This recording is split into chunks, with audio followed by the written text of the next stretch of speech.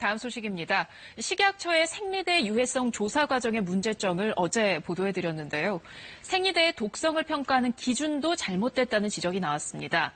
피부에 닿는 생리대의 독성 평가를 입으로 먹는 방식을 기준으로 했기 때문입니다. 신방실 기자가 단독 보도합니다. 피부에 직접 접촉해 쓰는 생리대. 하지만 식약처의 휘발성 유기화합물에 대한 독성 평가 대상은 피부가 아니었습니다. 유해물질이 간 등에 미치는 영향, 즉 입으로 먹었을 때인 경구투여가 기준이 됐습니다. 생리대 독성이 피부에 미치는 영향에 대한 기준이 없고 입으로 흡수됐을 때와 큰 차이가 나지 않는다는 설명이었습니다. 예민한 부분의 피부잖아요. 그곳이. 그렇기 때문에 흡수가 굉장히 높을 거라고 생각이 드는데 실제로 피부는 큰 차이가 학계에서 없는 거로 되어 있습니다.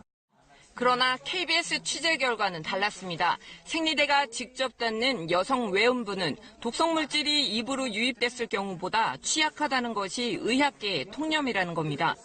입으로 들어온 독성은 간을 거치며 30에서 최대 85%까지 해독됩니다. 그러나 여성 생식기의 경우 점막으로 이루어져 일반 피부보다도 혈류량이 많아 독성이 거의 100% 흡수됩니다. 화학물질은 외음부 주변의 임파선과 정맥으로 흡수가 되는데요. 그 정맥으로 흡수된 그런 물질들은 바로 자궁 동맥으로 들어가게 됩니다. 자궁 내막까지 들어갈 수가 있습니다. 또한 생리대는 3, 40년간 장기 사용합니다. 미량의 독성물질이라도 오랜 시간 독성이 누적돼 부작용이 커질 수밖에 없습니다. 이 때문에 관련 전문가들도 생리대 사용이 인체에 해로운 영향을 미치지 않는다는 식약처 발표에 의문을 제기하고 있습니다. 노출 경로가 피부인데도 불구하고 먹는 그 경구투여를 가정에서 노출량을 산정하거나 독성 평가를 했을 때 오류가 있을 수 있게 되는 것이고. 지난해 식약처의 실험은 발암물질인 벤젠 등 휘발성 유기화합물 검출에 집중됐습니다. 생리대를 작게 잘라 실험했더니 유해물질이 검출되지 않은 생리대가 많았다고 식약처는 밝혔습니다. 안전성 측면에서 위해 문제가 확인된 제품은 없다고 결론을 내렸습니다. 하지만 KBS가 입수한 식약처 내부 문건을 보면 당초 발표와 결과가 다릅니다. 핵산이나 벤젠 등 유해물질이 대부분 불검출로 나온 발표와 달리 검출된 제품이 늘어납니다. 두 실험의 차이는 시료의 무게, 최종 발표 당시 생리대 시료는 0.1g, 그러나 KBS가 입수한 내부 문건은 0.5g으로 실험한 내용입니다. 왜 유해물질 검출이 적게 나온 실험 결과만 발표했는지 의문이 드는 대목입니다. 실험하는 모든 과정은 0.1g으로 해서 세팅을 했고요. 처음에 0.5g도 해봤겠죠. 그런데 최적의 조건 잡았는 게 이제 0.1g으로. 생리대 한 개의 무게는 5g 정도, 0.1g 시료는 50분의 1에 불과합니다. 시료의 양이 충분하지 않으면 유해물질의 검출 확률도 떨어질 수밖에 없습니다. 시료 채취 과정도 문제점으로 지적됩니다. 생리대를 가위로 자르는 과정에서 휘발성이 강한 유해물질이 빠져나갈 수 있다는 겁니다. 이 VOC가 외부로 방출될 수 있다는 가능성을 충분히 염두에 두고 실험을 했어야 되는데 식약처 실험 과정에서는 그런 흔적이 보이질 않아요. 전부 또는 일부가 방출되고 난 다음이니까 의미가 없는 거죠. 여성들이 평생 사용하는 생리대는 만여 개에 이릅니다. 생리대의 구조를 살펴보면요.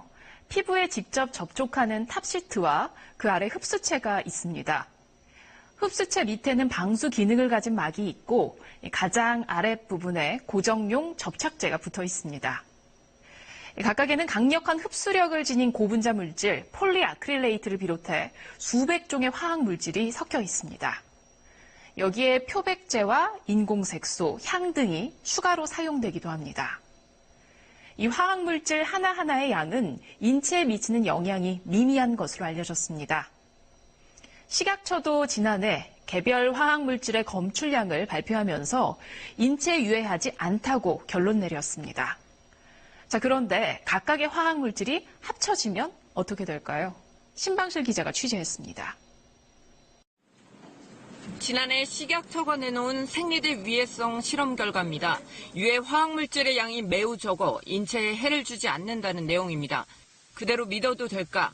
식약처 발표를 기준으로 발암물질 6종의 위해성을 평가하자 기준치 2배를 웃돈 클로로포름을 빼고는 문제가 없었습니다. 이번엔 유해물질 6종이 서로 혼합된 조건을 가정해봤더니 발암 위해성이 안전기준의 최대 3.3배까지 높아졌습니다. 이른바 칵테일 효과입니다. 문제는 그런 물질들이 한 물질 괜찮다고 하더라도 여러 가지 물질이 섞여 있는 거잖아요. 섞여 있으면 함께 존재하면서 마치 칵테일처럼 독성 반응을 일으킬 수가 있습니다. 동시에 노출되는 유해물질의 종류가 더 늘어나면 발암 위험성이 그만큼 커질 수 있다는 겁니다. 생리대에 존재하는 것으로 추정되는 화학물질은 수백 종류, 부직포 부분에 포함돼 플라스틱을 유연하게 만드는 프탈레이트는 대표적 환경 호르몬입니다. 또 생산 과정에서 농약이나 다이옥신 등 부산물이 들어갈 확률도 배제할 수 없습니다.